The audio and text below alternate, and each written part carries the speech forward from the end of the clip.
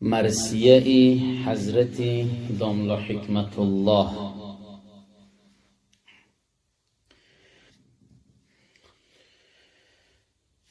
علم ماتم دارد این شب، مولوی ثانی گذشت.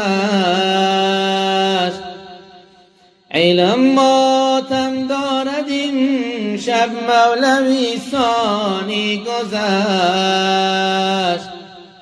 پیری صاحب حکمت از این عالمی فانی گذشت. عالمی قرآن و تفسیر و حدیث و فقه بود. عالمی قرآن و تفسیر و حدیث و فقه بود. صاحبی تقوایی که از نسل سلمانی گذشت. باد اعمالی نکویش مونس و یاری سفر. باد اعمالی نکویش مونس یاری سفر. بر خطا پرسم از الفان رحمانی گذشت. یک دو روزه مهمانی خانه دنیا بودی. یک دو روزه مهمانی خانه دنیا بودی. الوداع مهمان چون دوری مهمانی گذشت. نیست دنیا را وفا ای یار مفتونش مباش. نیست دنیا را وفا ای یار مفتونش مباش. کلبه‌ای لقمان و تخت و تاج هامانی گذشت.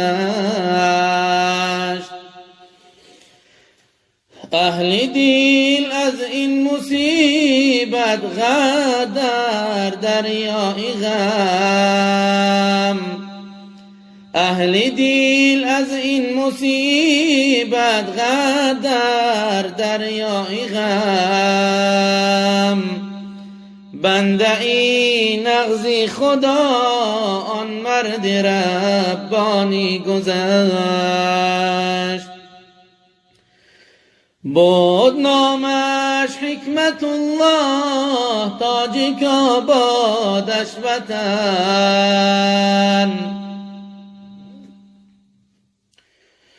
بود نامش حکمت الله تاجیک آبادش وطن.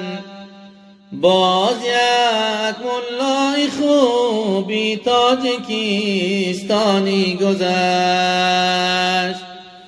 باز یک ملای خوبی تاجیکستانی گذشت. قاریا دریا با طاعت همین روزی کی هست. قاریا دریا با طاعت همین روزی کی هست. چون که عمری رفته با بازی و نادانی گذشت. چون که عمری رفته با بازی و نادانی گذشت.